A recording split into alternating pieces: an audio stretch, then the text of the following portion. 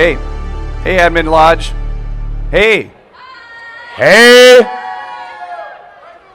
listen. We have these noise-canceling headphones on. You're going to have to scream louder than that. I know it is the end of the week. Hey, welcome to Way Cloudy. I don't know if you have ever heard of Way Cloudy. I'm going to assume you haven't because it's fairly new. Everyone's heard of Way Cloudy. Yeah. Everyone? Everyone. Who's anyone? Well, how about this? Raise your hand if you use Field Trip.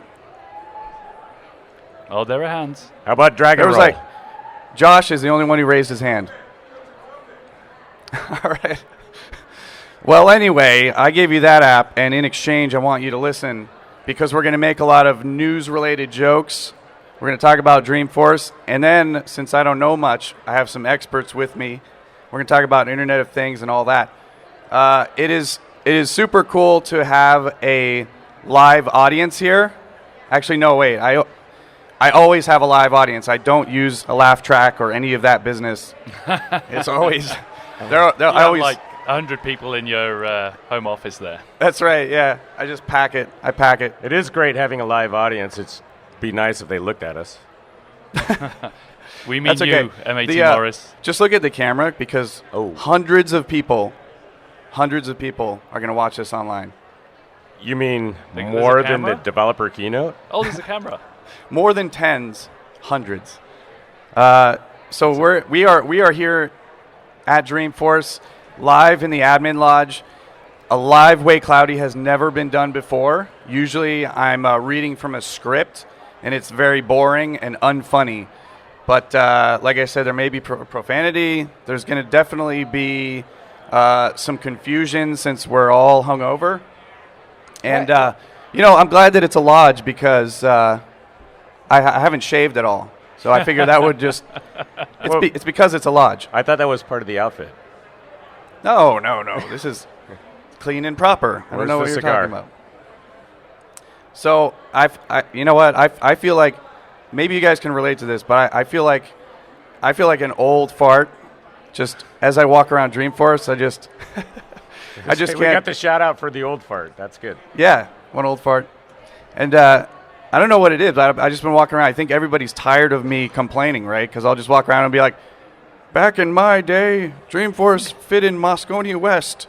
And people are like, shut up, dude. No, nobody wants to hear that. I'm waiting in this big-ass line. I don't want to hear that. And all your JavaScript fit in an S control. Yeah, right? That's right. Yeah. All these newfangled things like Apex. Yeah. XHR? But but Dreamforce just keeps getting bigger. And I actually, here's some news. Mark Benioff, we actually cornered him in like a Q&A session, and we asked him, so is Dreamforce ever going to move out of San Francisco? And in a roundabout way, I live in Las Vegas, and so that was kind of like, part of the question was, hey, people are saying it might go to Vegas. And he pretty much put the kibosh on that, and he said, and again, in a roundabout way, I love San Francisco. Our headquarters are here. We're not moving. That was, he did it very politically, so it wasn't, I guess it's never say never. It's kind of like the Foo Fighters moving the music, but not the band. Yeah. And there you go. Right? I'm real happy that he said that because I just love taking the train to a conference and not having to get on a plane. And he does a lot of planes. I just ride Caltrain. It's like an hour and a half. Well, that's not bad. I'm still in the same time zone, and that's good enough for me. But so at Dreamforce, one more lame joke, and then I'm going to introduce my guests. Who here has played the Lunchtime Hot Potato game? So you're not raising your hand because you don't know what it is yet, but as soon as I explain it, you're going to know, and you're going to say, oh, yeah, I do that all the time. So Lunchtime Hot Potato is when you sit down at like a Birds of a Feather session or something, and you're sitting there with strangers, basically, and, you introduce yourself, but really all you want to do is, like, just eat your damn food. And so then the game becomes you just want to eat, right? So if somebody directs a question at you, that's the hot potato, and you have to deflect it to someone else. So somebody says, what do you do for a living? And you're like, hey, well, it's really not that exciting. What does he do? And then, then he's like, well, why don't you tell me about your whole implementation strategy? And that's the best strategy is just shove something in your mouth really quickly. Most people will respect that and move on. I tried that once, and it wasn't respected. Really? And then I'm sitting there just chomping away, and they're all just looking at me, just waiting for a response. And I'm like, damn, I got stuck with And the now potato. you're building expectations as they're waiting as well. This had better be good. So I have with me 2 excellent guest speakers that I roped into this, and they were from the Developer Evangelist team. They're constantly both getting promotions, so I'm not sure their existing titles. But we have Mr. Pat Patterson. Hi. And we have Dave Carroll. Hi. Excellent. So why don't you know what? You can probably do, you can fill in the blank of your title and just that'd be nice. tell me what you're up to. You go first, Dave. You're the boss. You run Developer Evangelism. I do. 13 years at Salesforce, 13th Dreamforce, run Developer Evangelism. And you know what really lights my fire is seeing the community out here, because when we started, I was the guy on the forums, right? We didn't have a success community. We didn't have anything like that. And it's amazing to see this community holding itself up. Amazing. Sorry, I meant awesome. So is this, I just realized maybe it's like a faux pas or something that I brought some developer experts into the admin lodge. Oh, but, no. We're all inclusive. I don't know. I'm feeling a little bit uncomfortable at the lack of semicolons and curly braces around here. It's like, I need to type. Where's that blinking cursor? Yeah. Somebody needs to compile the lodge. There's a, yeah, well, I know that, again, along that theme of just being so old and being around for a while, well, I used to get a lot of help as an admin by going to the developer message boards because, I mean, there really was no Apex code. It was just people talking in general about how to use the, I mean, now they call it the declarative, right? As a developer, you need to know all the declarative stuff. And I would get all those answers from the developer message boards. Yeah, can I ask you a question? Well, of course. Do you know how to code in JavaScript? I do. Did you learn that before you became a Salesforce admin? No. Well, I should have. I actually had a class on it, but I just rode the coattails of a genius and just got in his group. So I just admitted that, and I feel a little better about it now. Right. Yeah, my degree is a sham. It's good to clear your conscience. But I remember back in the day when you were writing applications for Motorola, and you were like, "Oh my God, JavaScript is amazing!" Right? Yep. That was kind of fun. Ajax Toolkit. Right? Yeah. I loved it. Yeah, Ajax Toolkit, Flex Toolkit, all that. I loved it. Anything that could talk to Salesforce, I just immediately went out and learned it. But now there's way too many things that talk to it. Speaking of which, I did want to talk a little bit about Thunder. So who here has little to no idea exactly what Thunder means? Lots of hands. Nobody's got a clue. All right. You want me to introduce myself first? Yeah. Oh, yeah. Oh, we didn't sorry. get there. We did cut we? you off. Sorry. Look at this. Me and Dave are catching up We're over just old like having times. a good old time. Yes. So I'm Pat Patterson. I work for Dave. I've been a developer evangelist here at Salesforce for 5 years. This is my 6th Dreamforce. My first Dreamforce was about 4 or 6 weeks after I started, and I was in 2 sessions. It's been 5 years. I'm just coming up to my 5th anniversary. Seems so I get like one of those, yesterday, Pat. Got one of those Lucite surfboards. And actually, Michael, I was chatting with your sister, Sarah Force, just before we got up here. Very talented lady. It runs in My the family. sister. Yeah. Michael Force and Sarah Force. That's right. We're strong with the Force. She's like, I guess she's like my Princess Leia, right? She is. I'm Luke. Yeah. Luke? And I thought you were Chewie. I think I played pool with Christina Force last night. Yeah. So there's a lot of family's Force. growing. Yeah. Yeah. Family's growing. There's a lot of. There's either on Twitter. There's either something Force or SFDC something, and there's the 2 camps that eventually are gonna like brawl. You know. Yeah. Unless you're Meta Daddy. I am That's the right. Meta Daddy. On Twitter, follow Pat at Meta Daddy. That's right. No, follow Shameless plug. Follow D. Carroll. He needs the followers. I do. I'm way behind Pat. But you have one that's actually your name. And I remember talking to Mike Earhold once, and I was like, yeah. So I've got this. Everyone's got these clever Twitter handles. It's something Force. Why is yours just your name? And he's like, because I'm old school, man. Like, I've been on Twitter for a while. I'm like, oh, okay, that makes sense. Anyway, people who've been using Gmail, the first adopters have like exactly their name as their email, but I had to like tack on numbers or whatever, Yeah, he doesn't need any kind of artifice to get followers. Right, he's just Mike Carroll. Yeah, he is. Most a of legend. us do. Need So artifice. shout out to Mike for letting me talk up here. I can't believe they're letting me do MG, this. where are you, buddy? Mike Earhold. All right, He's all around right. somewhere. So seriously, I want to know about Thunder, and it's look. I know everything You don't about want me it. to do that every time you say that word? Yeah, no. Where's your don't think so. soundboard? I know. I do need a sound. We need the thunder from the. Yeah. So Let's we see what I we got. had.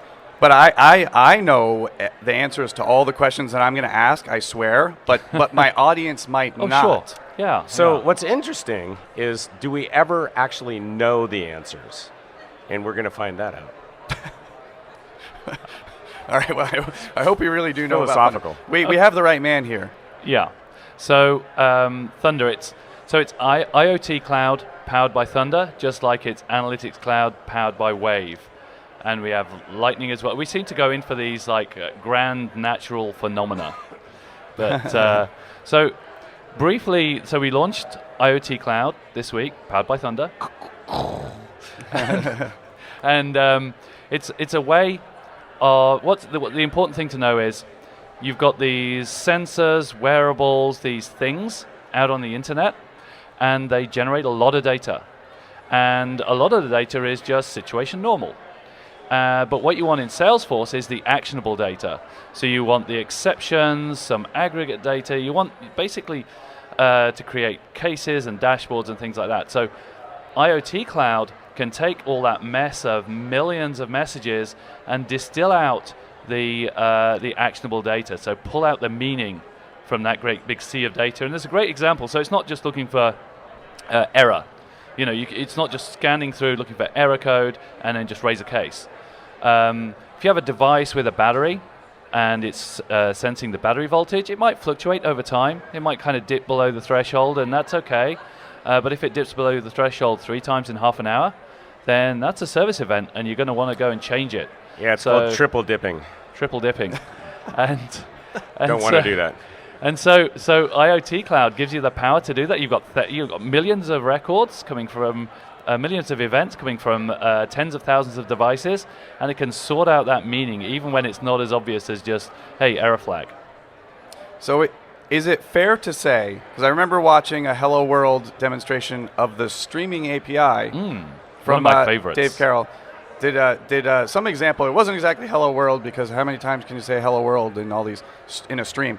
Well, you could say Guten Tag World, my German friends down there. But I figure Thunder sounds to Guten me. Tag Welt, right? Yeah, there we go. Sorry. Hey, we don't have time for I your German apologize lessons. for Pat. apologize. he does wander occasionally. Just shouting out to the fan base, sorry. But the Thunder Hello sounds. World. Thunder Streaming sounds. API. Yes, it sounds to me like Thunder is almost like a reverse streaming API. So the streaming API would send from your central, let's say Salesforce, right? Is the system you're working with. It's going to send out events to any number of devices that want to consume that. Okay. And Thunder sounds like the opposite of that, where all the little things are now streaming into the source. Right, and just one detail it's important to note here is that generally we don't talk directly to the devices, especially if there's thousands of them, and they tend to use custom protocols. So we talk HTTP at Salesforce, and they tend to talk like specialist protocols, MQTT, and so on, and we rely on partners to actually bridge the gap down to the devices, and it's those partner device clouds that generate these like files of literally millions of records that we then funnel into the platform. So an important detail. Did you get that? You look so just think. Okay, so you've got devices. You've got devices. Some kind of device cloud out there. So Like we have great partners in the Internet of Things area, like Xively, Deviceify, that run those kind of systems, and they can present us with the data that we can consume, but like just lots and lots of it. And then IoT Cloud is how you funnel that down into manageable, actionable data on the platform. Got it. Right? Okay, so You got it. I am with it because I was So a little. there's some new terminology that you need to understand with Thunder. One's indigestion, right? Sorry, Actually, I can't stop one doing of them this. might be lawsuit. So I'm gonna let me explain. So when I was in watching the keynote, it's just funny that while people were funneling in, true story, I saw an elderly gentleman, and I said to the person next to me, "Is that Stan Lee?" Like it was, somebody sitting like right in like one of the first few rows. Of comic book fame. I was like, "Yes, thank you, yes." And so Stan Lee, I'm like, "Oh my God, I think that's him," and I wasn't sure. And then later on, then we see Parker Harris picking up the trademark Thor hammer, and then I'm thinking, "Oh my God, that's got to be Stan Lee then," and he's here. Oh, and he's here to serve a rip. Maybe he's going to do a cameo, or they asked permission to use the Thor hammer. Turns out it wasn't Stan Lee, and so Salesforce is probably in a lot of hot water for using that Thor hammer without permission. And if they weren't before, all sorts of people are going to hear this. So that's the thing. It wasn't a Thor hammer. It was a Thar hammer. Hammer. Thar. Okay. The Dutch got a thunder. There be It was hammers. purchased at like a street kiosk here, and next to the roll. Yeah. The Not a Thor Rolex hammer. It's a watch. Thar hammer. Yeah. Okay, So well, that's fair enough. that's how we avoid that kind of thing. Dutch, not Norse. Dutch Okay. God of Thunder. Well, next time I see Stanley, I'm just going to tell him, "Look, man, just let it fly. It's cool. You It's see cool. him a lot, Leave though. them alone. All right, they're fine." Well, you said Internet of Things, and I just wanted to ask you about that. Like the problem that I'm having with Internet of Things is that once I connected my home, I've got like my refrigerator is like constantly playing video games. My dishwasher is watching porn all the time, and then crying a lot, and then going on Match.com. I thought I was the only one with that dishwasher.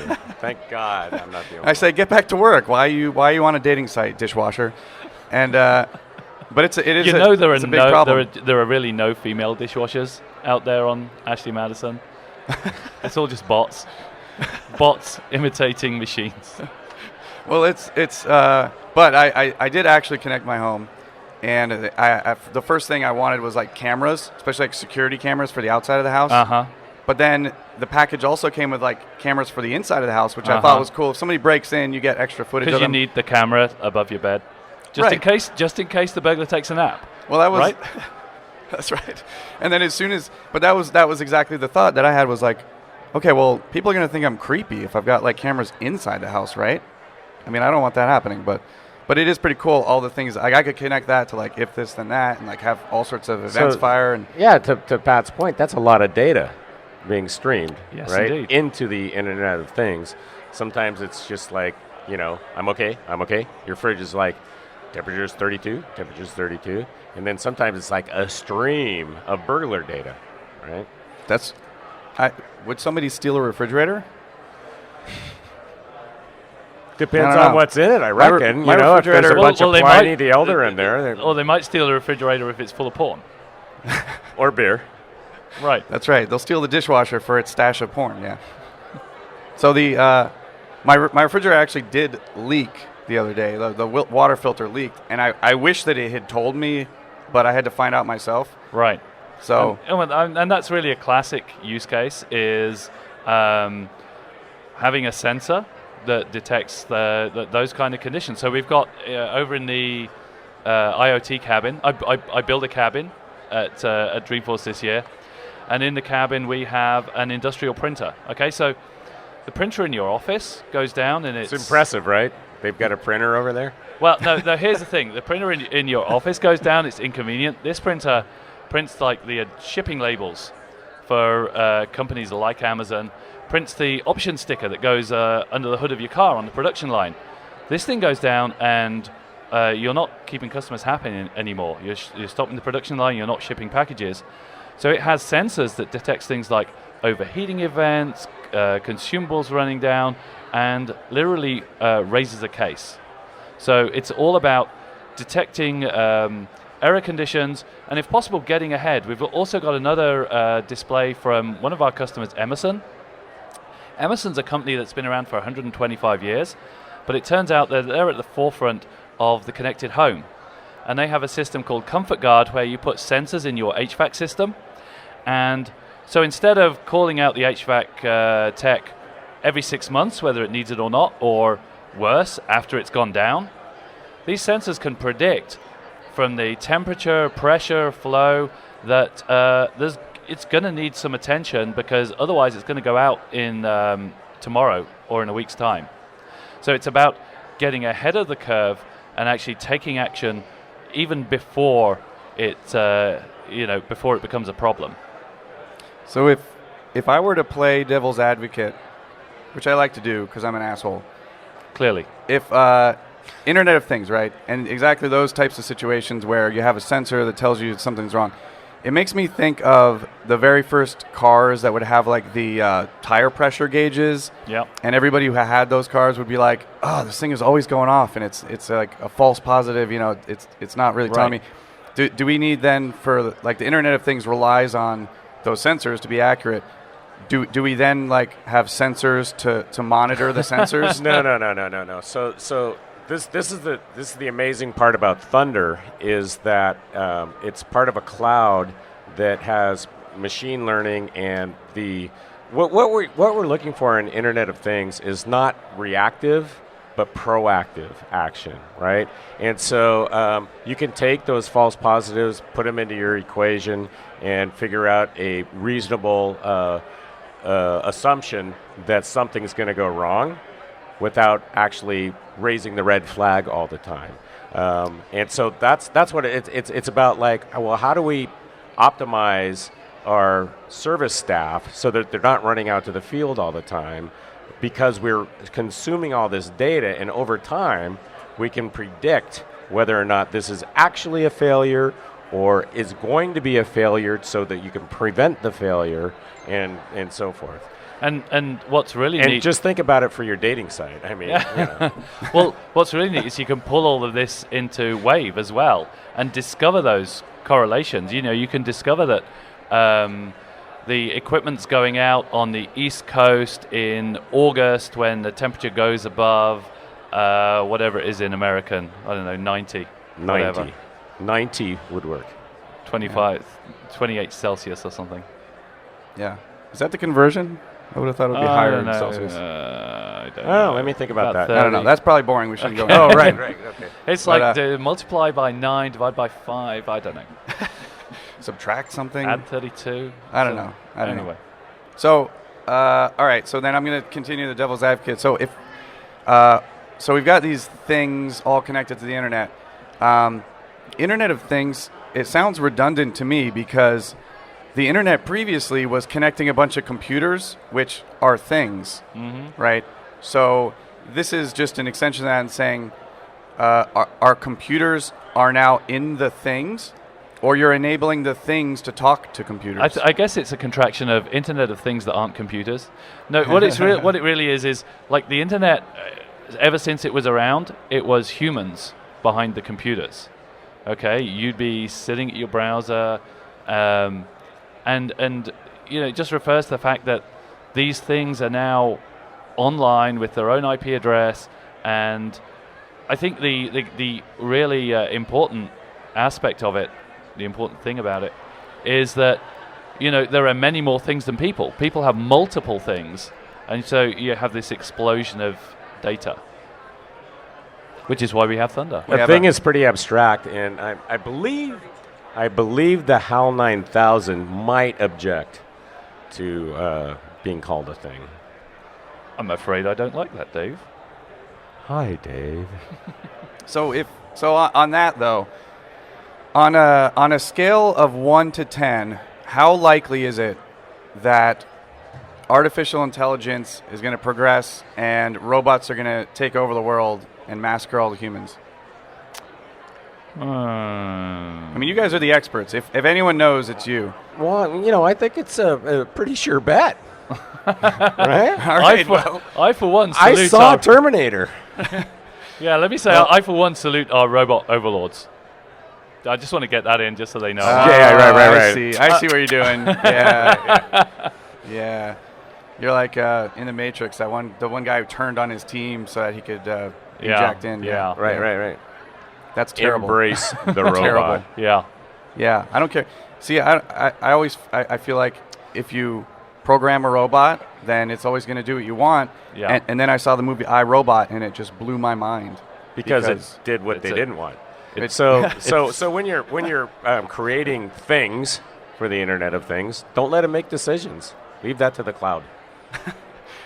Leave it to the crowdsource it. Leave it to Thunder to make the decisions. Should this robot kill me or not? Take the poll. Just take the data. I mean, seriously, there are like philosophical, computational theory discussions about is it possible to create intelligence? Is it possible for humans to code something that elaborate that becomes self-aware? And it's unclear that it's even possible. It's unclear that we can't do anything more than just play chess. Make them do the same rote calculations and work just faster and with more elaborate consequences. Or come up with questions for the answers on Jeopardy. That was pretty impressive. Right. That was actually we didn't know those questions. They were created by the cloud. The cloud trivia. Yeah. And Siri is a great example of how awesome Cortana, right? That was awesome how smart she is. It's funny. Look, unrehearsed. You actually just gave a perfect segue to my final question. So when we're talking about artificial intelligence, and you brought up like the voice recognition, right? And they always put this, they make it into a person. So we've got Siri and Alexa, is it? From Amazon Echo? Yeah. No, that's Echo? Is Alexa. Echo. No, it's you say Alexa? Alexa. I always hear that in Josh Burke's voice because he's got that great demo, and he's shown it to me so many times. It's like, Alexa? So we have team meetings, and Josh Burke, one of our fellow evangelists, he asks Alexa to attend the meeting for him. And so that's why we hear that all the time. Alexa, attend the weekly team call.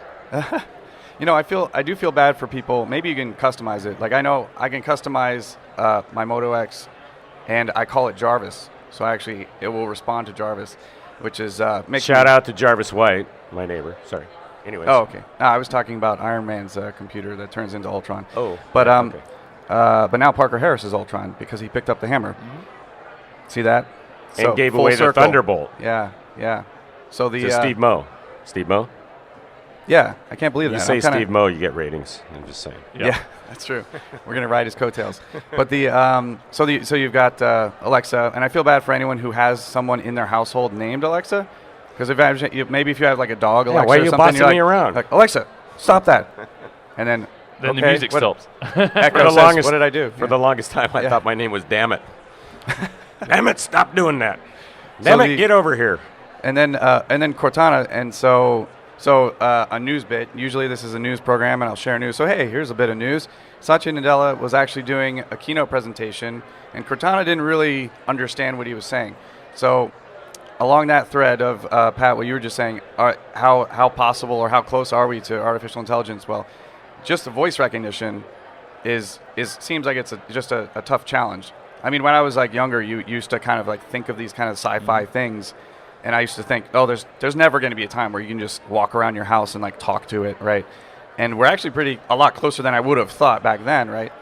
But how close are we? I mean, how close is like Alexa and Cortana? I think it's early days, and it doesn't seem like an intractable problem. Voice recognition, it's a hard problem because there are so many different voices, and systems that you train specifically to your voice do really well, but it's really laborious training them. So I think the work that they've done on systems like Siri and Cortana in doing this just general voice recognition is amazing, given the number of years that it's been around. So I think you'll see over the next 4 to 5 years it getting to the level, and just remember that human voice recognition isn't perfect. Yeah, we mishear each other. Sometimes I don't even know what he's talking about most of the time. Yeah, we mishear each other. We kind of without context, we don't understand what we're saying. So I think we can probably get to close to human level in like 4 or 5 years. Wow, 4 or 5 years. Okay, so there's that's smart people working on this, including like with no training. Like how would it know, right? if I'm saying elevator and you're saying lift, how would it know we're talking about the same thing? You just go into settings and say American English, British English. American English, yeah. And then there's g'day, mate. Yeah, Aussie. Right. Yeah. What does that mean? Or like when you say football, how do we know? No, hang on. Soccer? When anybody outside the US says football, they mean a game with a ball which is round that you kick with your foot, not hand egg. And you measure the kick in meters, right? Yeah. And the length of the ball, by the way. Yeah. They do that to make it seem bigger. Just saying. Well, we measure things by the Queen system. Thank you very much. I can't get over the fact that the US still has imperial measurements. It's like, wasn't that thing like Isn't that backwards? 250 years ago or so? Yeah, the little tussle. Yeah. Well, those were all the questions I had. I want to give you time, though. I know I did want to ask you just about how things are going over there in the developer zone. You had Mark Benioff stop by, right? Yes, we did. Oh. Yeah. I had an awesome selfie with Mark. Yeah. No way. I showed him around, and he was real interested. And I think he was just, it's great that the vision that we've been painting over the past couple of years is becoming reality. We've got a dozen real connected products. So not just hokey demos that were thrown together for Dreamforce, but products that are out in the microwave, the marketplace. So that the connected grill we have there, you can just go buy that online right now. That was an award-winning product at CES. So I think, that was the impression I got. It was like, wow, we've been talking about this, and now it's real. And yeah, I couldn't resist when we got to the end of the tour. I was like, Mark, would you mind? And he's like, yeah, sure. And then half an hour later, you asked for a raise. No, I asked for it. I don't ask Mark. You got to for a ask raise. me for that raise. I asked me. I got to go up the chain of command. But half an hour later, I always say yes. So. Can I have a raise? Yes. Great. Dude, If Dave said it, You're 1 inch taller. can I finish the Boom. Can I finish the anecdote? Sorry. How do you keep this guy in line? Half an hour later, he was back with Jim Cramer from Mad Money, and I had to do the whole thing again and show him the grill and the shower and the that measuring machine from our great friends at Hexagon Metrology. And yeah, I mean, everybody's just blown away that this stuff is actually really happening, and it's powered by Salesforce and Heroku. I got my plug in there. yeah, no, I gave you the opening. I said, hey, plug it. You want people? We already got the Twitter followers going, right? Now we're telling people go check out the Internet of Things cabin. That's right. Just right over there, on the right side as you face away from the escalators. Yeah, and for those who may hear this after Dreamforce, I'm sure there'll be plenty of videos of that space. Yeah, right? actually, I did a blog post. If you look for Connected Products Dreamforce on the Salesforce developer blog, I actually run through all the products that we had on show. Yeah. Well, the We'll majority. put that in the show notes, right? Put that link in the show notes. We can do this professionally. That's right. Yeah. Normally, so the CEO of YouTube, she actually was here and was in the keynote, and so I went up to her and I said, hey, I put things on YouTube.